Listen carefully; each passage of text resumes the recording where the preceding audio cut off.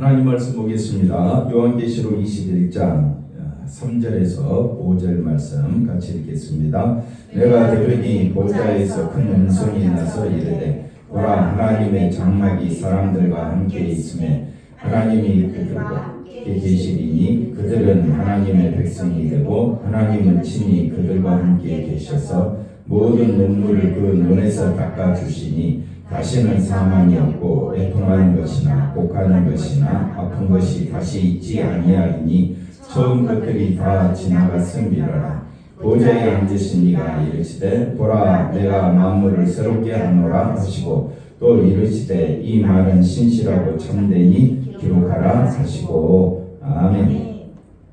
할렐루야. 하나님의 근은혜가 넘치기를 바랍니다. 오늘 말씀은 하나님이 그들과 함께 계신다, 하나님의 임재에 대해서 같이 살펴보면서 은혜를 나누고자 합니다. 요한계시록 이제 21장 들어왔습니다. 요한계시록 말씀을 생각할 때에 반드시 기억해야 될 것은 내가 사도 요한이다 라고 생각을 하고 말씀을 읽어야 됩니다. 내가 사도 요한이다. 내가 이 말씀 속으로 들어가야 됩니다. 그래서 말씀에서 가르치는 이 비유 내용이 뭘 의미하는지, 예수 그리스도의 세계가 얼마나 놀라운지를 우리에게 가르쳐주고 있으므로 말씀을 들을 때나 또 말씀이 맞춰질 때나 항상 우리의 마음속에는 예수님 중심으로 살아가는 놀라운 역사가 있기를 바랍니다. 자, 하나님 말씀을 우리가 반복 연습 훈련해야 됩니다. 자, 18장 우리가 큰 성 바벨론, 이걸 우리는 큰 음녀라 또는 사단이 지배하는 세상이라. 큰 성 바벨론은 666이다. 666은 하나님께 영광 돌리지 아니하고 하나님께 돌려야 될 영광을 인간이 가로채는 세상, 가로채는 사람들, 이걸 다 뭐라고 이야기하느냐? 666이라고 이야기합니다.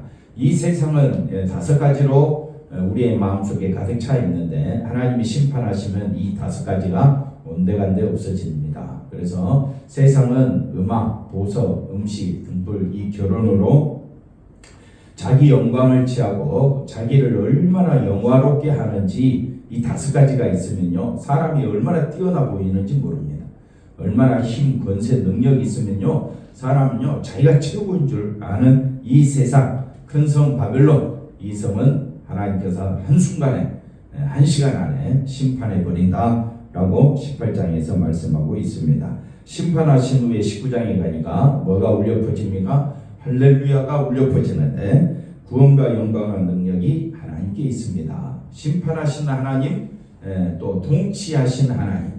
그래서 할렐루야가 외치고, 정말 중요한 것은 어린 양의 혼인잔치가 완성되었습니다. 준비되었습니다. 그래서 뭐가 외쳐지느냐? 할렐루야가 외쳐지고, 할렐루야가 외쳐질 때 어린 양의 혼인잔치는 신랑 대신 예수님에게 초점이 가야 됩니다. 예수님은 어떤 분입니까? 백만 타고 심판하시는 그 예수님.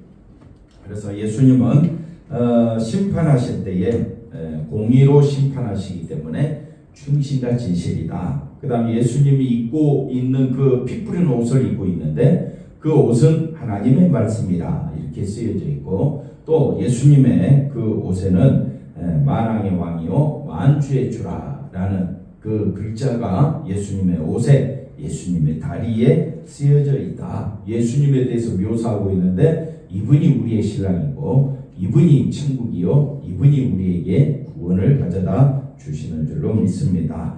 그래서 백마 타고 심판하신 그 예수님으로 인하여 이제는 영생의 시간이 펼쳐집니다. 영원한 시간이 펼쳐지는데 그걸 다른 말로 뭐라고 이야기하느냐? 천년이라. 천년. 그래서 영원토록 우리 주님과 동행하는 그런 삶을 살게 될 줄로 믿습니다. 그래서 천년을 다른 말로 예수 안의 세계라. 그리고 그 다음에는 백보자 심판이 나타나고, 정말 중요한 것은 천년이라고 이야기했을 때 천년은 뭘 상징한다? 영생을 상징한다. 또 뭘 상징한다고요? 생명을 상징하고, 이 다 같은 의미입니다. 예수 안에서 주어지는 것이 천년이고, 예수 안에서 뭐가 주어졌습니까? 영생, 생명. 이걸 첫째 부활 상태다. 첫째 부활이 뭐냐? 영원한 생명을 얻은 상태.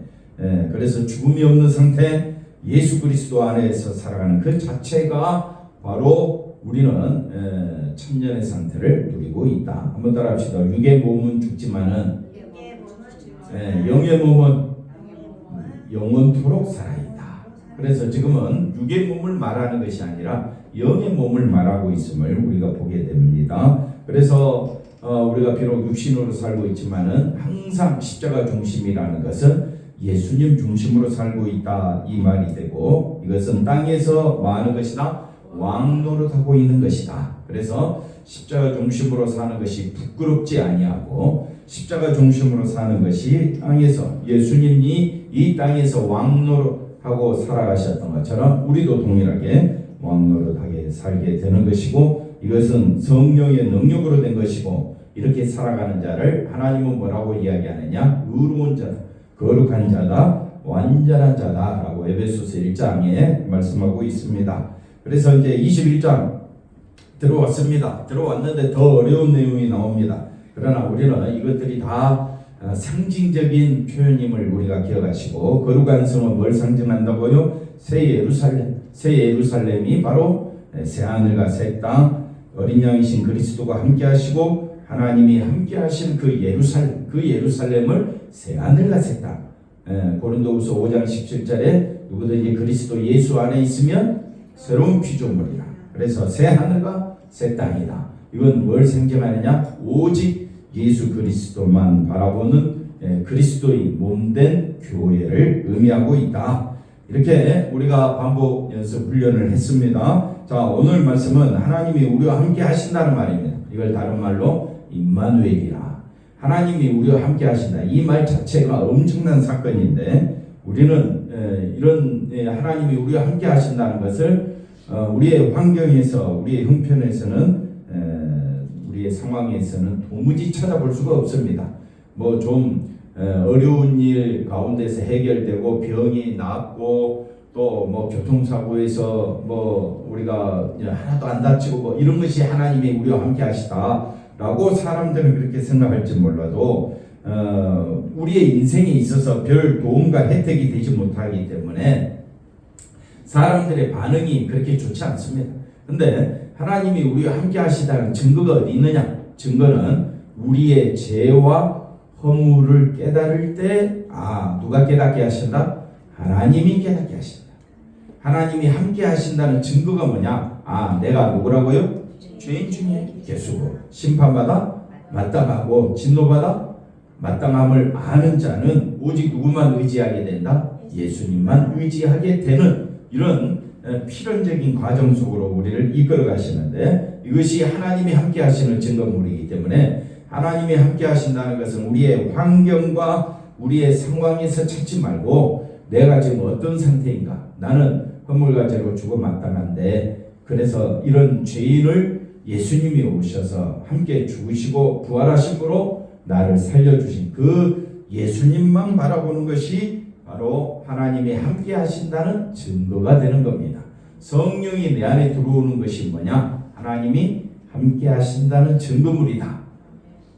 이걸 어디서 알 수 있느냐? 요한복음 16장 7절부터 15절 말씀 보면 예수님이 말합니다. 내가 떠나가지 아니하면 보혜사가 너희에게로 오시지 아니할 것이요, 가면 내가 그를 너희에게로 보내리니. 성령 하나님이 우리와 함께 하십니다. 그가 와서 8절에 뭐라고 말합니까? 죄에 대하여, 의에 대하여, 심판에 대하여 세상을 뭐한다 그랬습니까?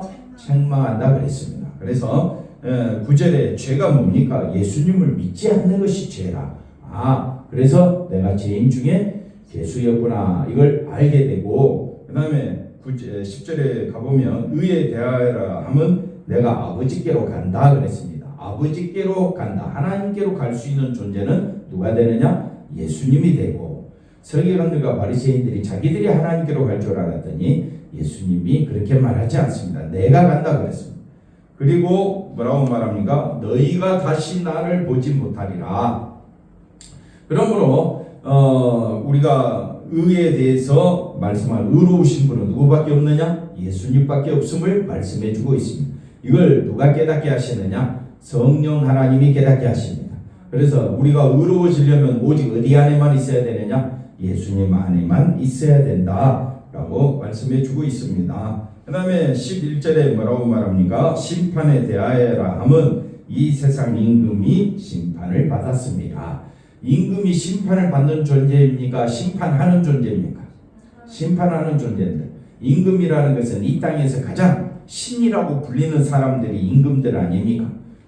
로마의 자칭 자기들을 뭐라고 이야기합니까? 황제를 넘어서서 자기들 신이라 불리는 이 사람들이 심판을 받는다. 이 말은 모든 인간은 다 뭐 받는다? 심판을 받는다 라는 말입니다. 그래서 그러면 심판하시는 분이 누구냐? 예수님이라는 겁니다.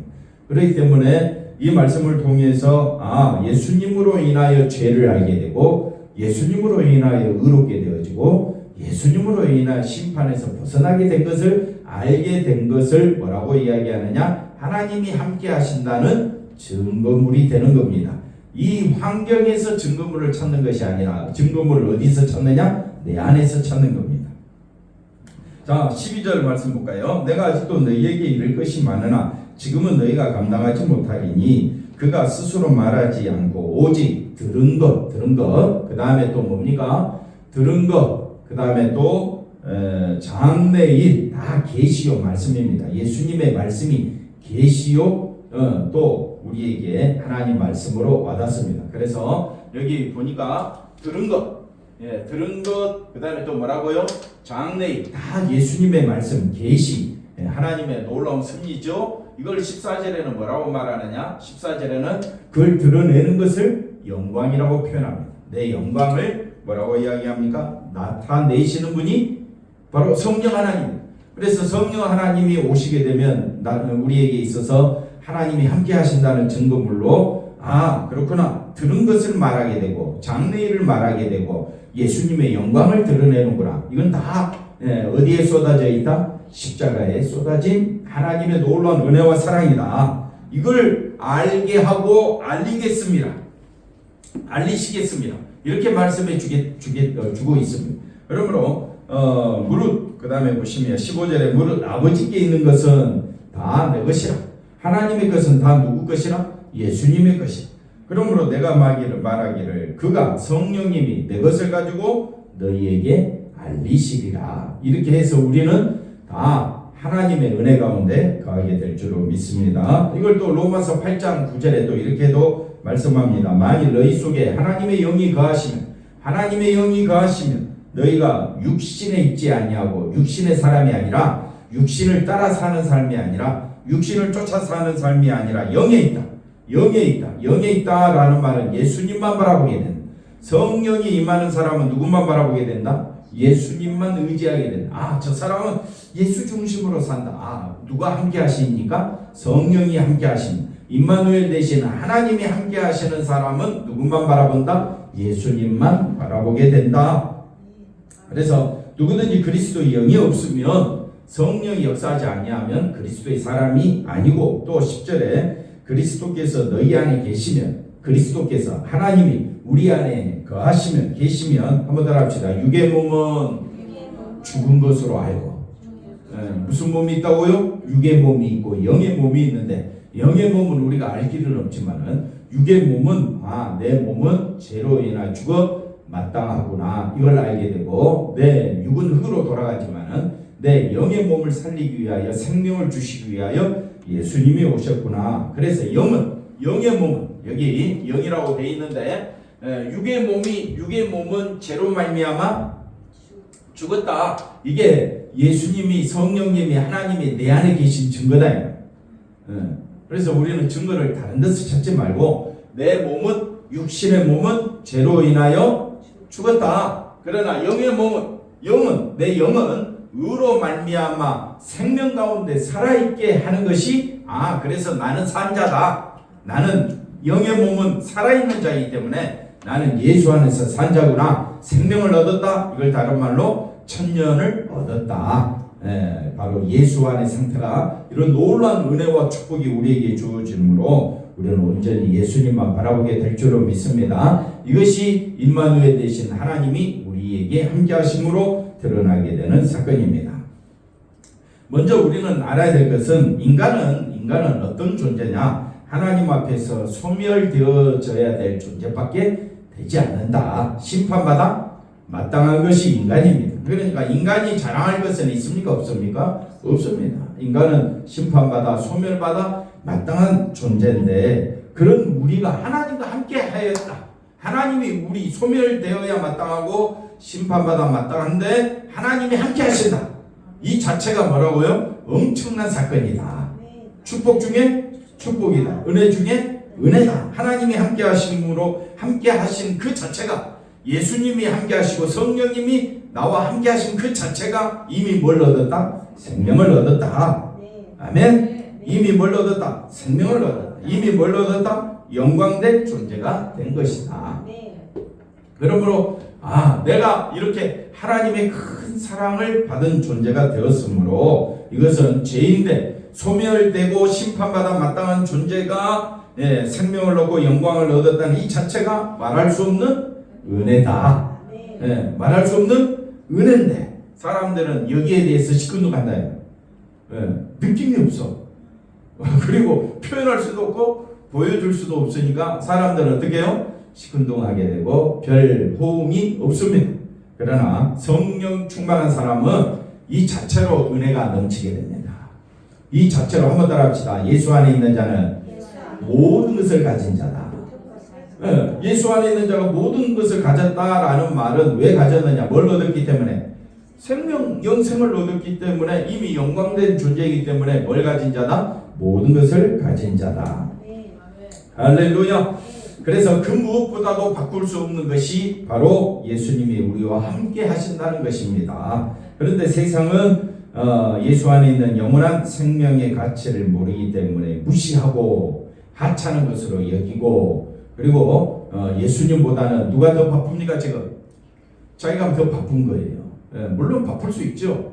바쁠 수 있지만 어디 있든지 항상 어디 안에서 살아가라? 예수 안에서 살아가는 우리 모두가 되어야 할 줄로 믿습니다. 그래서 오늘 이제 본문 말씀에 하나님의 장막이 그들과 함께 계신다, 이런 표현이 나옵니다. 하나님의 장막이 사람들과 함께 있다.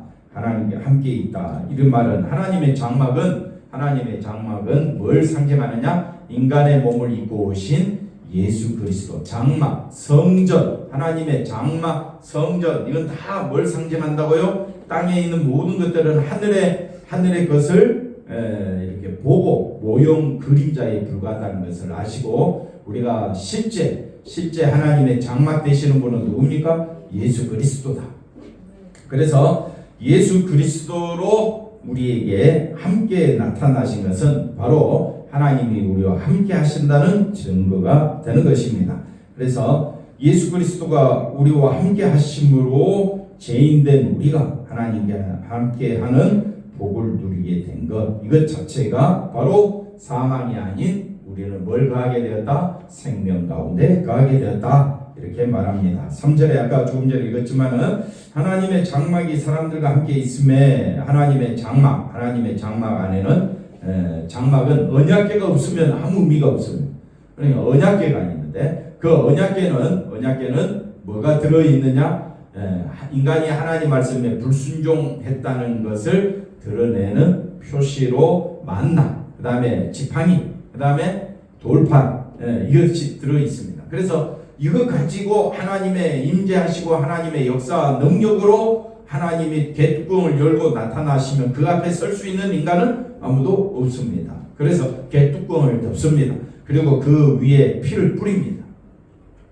그 언약궤 위에 뭘 뿌린다고요? 피를 뿌림으로 피 흘리신 분이 오신다는 것을 의미하고 있습니다.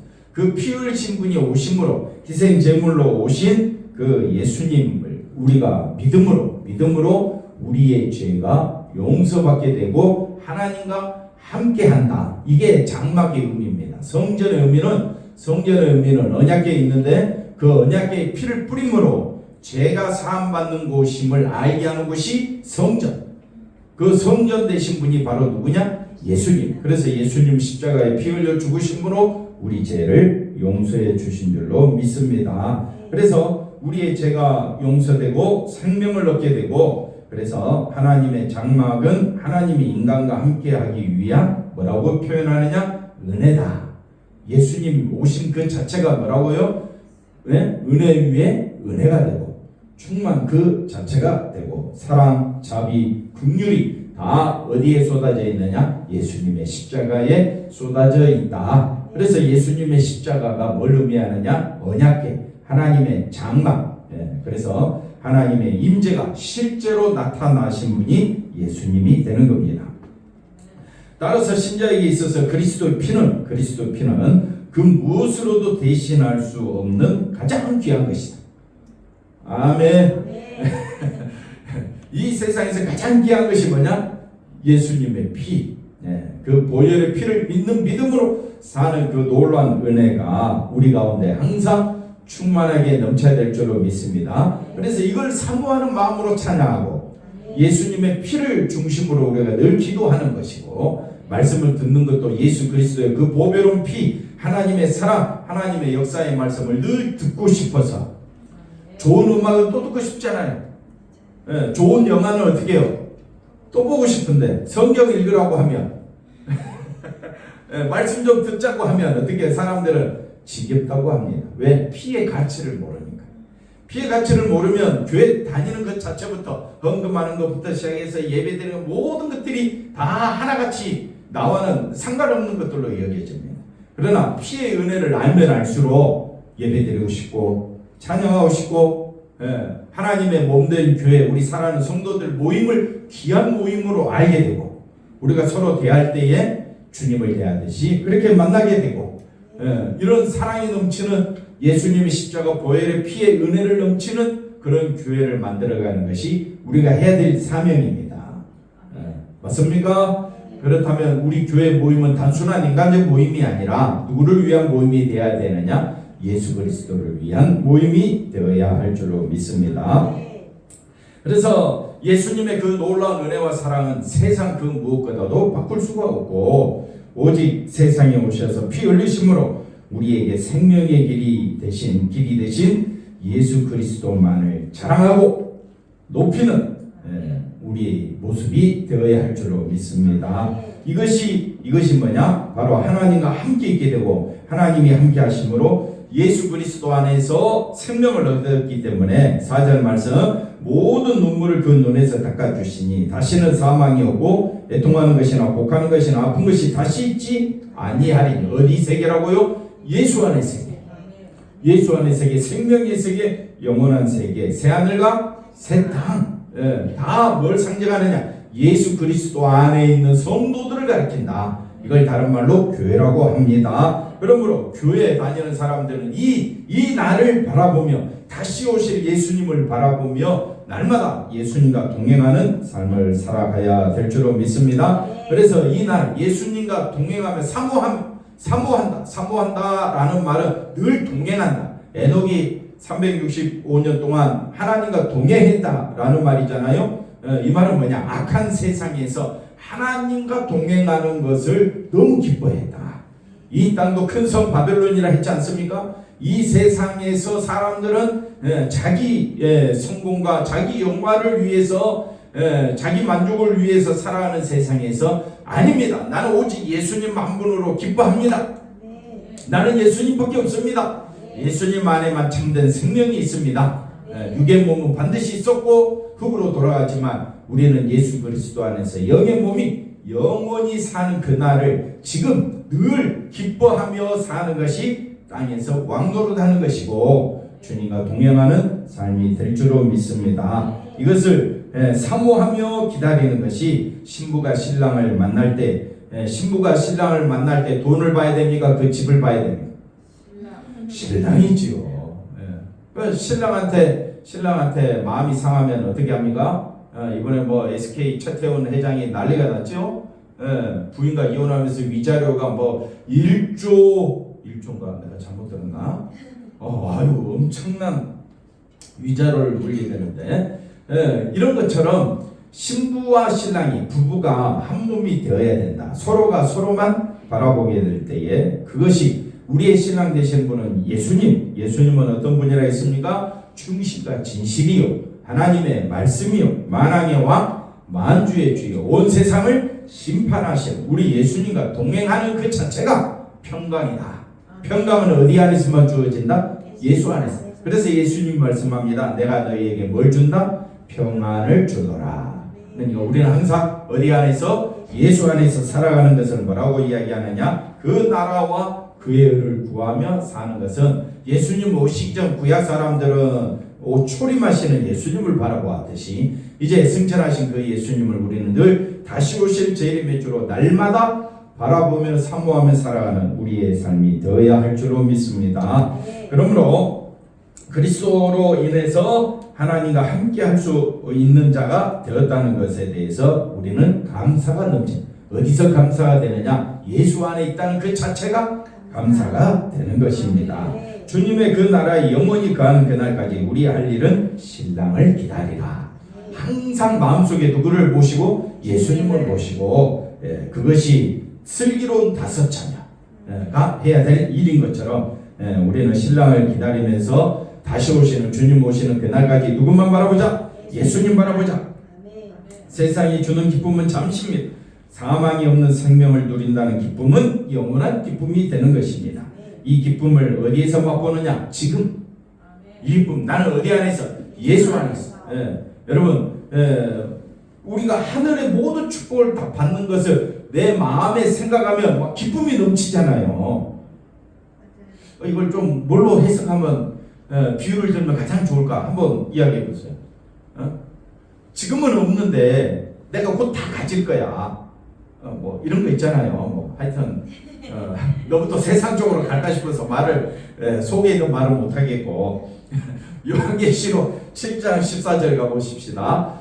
이 오늘 본문 말씀은 이미 7장에서 나와 있습니다. 자, 한번 읽어볼까요? 이르되 이는 큰 반란에서 나오는 자들인데 어린 양의 피에 그 옷을 씻어 희게 하였느니라. 하늘 보니까 허다한 엄청난 숫자의 교회가 예수님을 하나님을 찬양하는 그 모습을 보면서 이들이 누굽니까? 사도 요한이 물었을 때에 이들은 바로 어린 양의 피에 그 옷을 씻어 희게 한 오직 예수님만 사모하는 예수님 몸이 교회를 말해주고 있습니다.